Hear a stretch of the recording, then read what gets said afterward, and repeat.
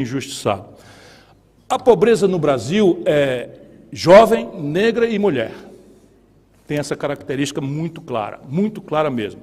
Por uma circunstância assim, é que na periferia e entre os pobres, hoje mais de 60% das famílias são chefiadas por mulheres. A migração dos homens, não é? A dissolução do coisa, e são mulheres com família. Porém, há também aí um conjunto de políticas públicas que identificam a mulher, isso é para o bem, como alvo personalíssimo da subjetividade dessas políticas públicas. O que eu quero dizer? A política de moradia construída no Brasil determina normativamente que seja em direção à mulher a chave da casa. A política do Bolsa Família prioriza a mulher e a maternidade como elemento central de R$ 150 a mais por filho, ainda não, enfim. Então, mas é um fenômeno, e há outros fenômenos que estão se agravando no Brasil e que não se entendem bem ainda, não se entende bem o que está acontecendo. O feminicídio está crescendo exponencialmente e a população carcerária feminina. São dois fenômenos que eu anotei e que são mudanças na minha tradição. Por regra, as mulheres não se envolviam no crime e, por regra, não eram vítimas, ou talvez houvesse uma subnotificação, talvez, não é? Mas o fato é que esses dois fenômenos estão acontecendo e isso deve ser uma preocupação da nova tendência em ocorrência no Brasil. Deixa eu explicar aqui. Existe, fora da retórica com que nós pusilanemente nos enganamos, não é? Ambos sabendo que estamos tentando nos enganar, e eu tenho esse hábito da franqueza, tanto mais em ambiente acadêmico, o que há no Mercosul é uma brutal contradição entre duas assimetrias inversas. O que é? O Brasil tem uma economia rural subsidiada no crédito e subsidiada na tributação. O agricultor francês, ou português, ou menos em Portugal, mas entende isso como dumping. Então, lá no Brasil, como nós somos muito mais competitivos, sob o ponto de vista agropastoril, do que a Europa, há um querer pela aceleração do tratado de livre comércio, entendamos bem, há um tratado de livre comércio entre a União Europeia e o Mercosul. Sob o ponto de vista inverso, a indústria europeia é dramaticamente mais competitiva do que a remanescente e restinho de indústria que há no Brasil. Então vamos fazer uma figura para me entender bem, que é uma figura que eu fiz no Parlamento Europeu para provocar o pensamento, eu não defendo isso, evidentemente. Que tal um verde brasileiro defender a restrição à importação de carros alemães se usarem combustível fóssil? Você, eu e todos achamos razoável. Isso não está na cabeça de ninguém discute isso. Mas é só para demonstrar na caricatura a inversão de valores. Ou seja, essa contradição, ela perdeu força, porque o Bolsonaro era claro e despoderadamente em favor dessa plutocracia rural. E o Lula não, o Lula vai disfarçar. É também, mas vai disfarçar. Então, a retórica vai substituir os prazos e tal. O que é que nós outros queremos? Eu, por exemplo, eu não sou reativo porque, ou por Karl Marx, ou por John Lennon, eu estou fazendo essa brincadeira porque citar Karl Marx esses dias parece assim meio anacrônico, então eu fico no John Lennon, que parece que é anacrônico também, mas ainda é o máximo que eu me concedo. Então, eu sonho com uma humanidade sem fronteiras, em que a globalização não seja só para as coisas e para as mercadorias e para os dinheiros, mas seja também para as pessoas. Portanto, eu não posso ser reativo a uma coisa que aproxime a Europa do mercado do Mercosul. Não sou.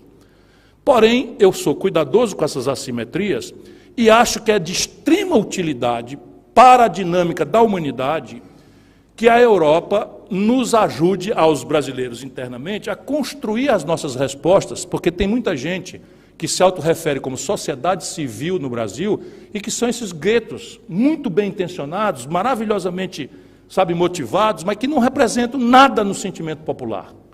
Vou te dar um caso da Amazônia. Na Amazônia, estou repetindo para as pessoas entenderem, na Europa, a Amazônia legal brasileira cabe à Europa Ocidental inteira dentro e ainda sobra um pedaço grande de terra. E moram ali 40 milhões de pessoas. Elas há 15, 30, 20 anos atrás, não foi mais do que isso, foram chamadas por grandes fluxos migratórios do Sul e do Nordeste a integrar para não entregar, que era o slogan da ditadura e tal. E qual era o integrar?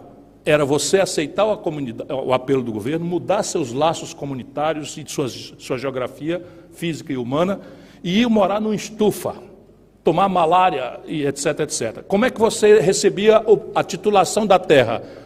Lei brasileira, prove que desmatou. Então, prove para a autoridade do INCRA que desmatou, que desflorestou, e eu lhe darei o título da terra. 30 anos atrás. 15 anos para cá, isso virou crime hediondo. Essa geração é a mesma, ela não compreende isso. Por quê? Porque ela só sabe fazer isso. Por quê? Porque o governo financia isso. Por quê? Porque as estruturas formais de comércio exterior contrabandeiam internamente ao Brasil. O frigorífico está no Rio Grande do Sul e compra carne produzida no desflorestamento ilegal da Amazônia escondido. Então, nós podemos ser muito ajudados, mas não podemos resolver de fora para dentro esse assunto. De novo, como é que se resolve a contradição fisiográfica e humana sem um plano? Qual é o projeto do Brasil para a sua Amazônia? Que ideia nós temos de reconversão produtiva que dê alternativa ao nosso povo de não desflorestar para não morrer de fome? Deixa eu dizer, se um mogno, uma árvore, uma essência florestal que existe, se ela morrer, todos os seres vivos morrem. Ela tem uma duração de 70, 80, 90 anos, mas aos 90 anos ela morre. E uma árvore morta de mogno, cortada, vale 5.000 euros. Sabe quanto é o salário mínimo na região? É algo ao redor de 200 euros. Então eu vou dizer para os meus filhos que eu não posso cortar aquela árvore que morreu e vai apodrecer. Isso é um indivíduo. E a partir daí o crime organizado tomou conta. O Brasil não tem senhorio sobre sua estrutura. Hoje, na fronteira brasileira da Amazônia, quem manda é uma holding do crime, com conexões com as autoridades brasileiras. Eu fui dizer isso, o ministro da Segurança Institucional do Bolsonaro mandou me processar. Eu sei o que eu estou falando, porque eu conheço o Brasil com profunda intimidade, como ninguém conhece. Ali onde mataram o Dom Phillips, no Alto Solimões, quem manda é uma holding do crime. Contrabando de arma, contrabando de peixe, contrabando de madeira, narcotráfico e contrabando de arma. E não seria assim se não houvesse conivência com as autoridades, parte delas, não estou generalizando, evidentemente, enfim. Deixa eu dar um dado para vocês, mas vou falar baixinho para ninguém ouvir. O desmatamento da Amazônia cresceu 14% nesse trimestre em relação ao mesmo período do ano passado do Bolsonaro.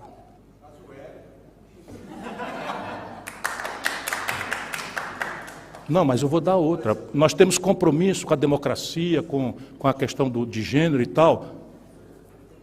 Não diga para ninguém que eu falei. Tem menos mulheres no governo Lula do que no governo Bolsonaro em cargos de comando.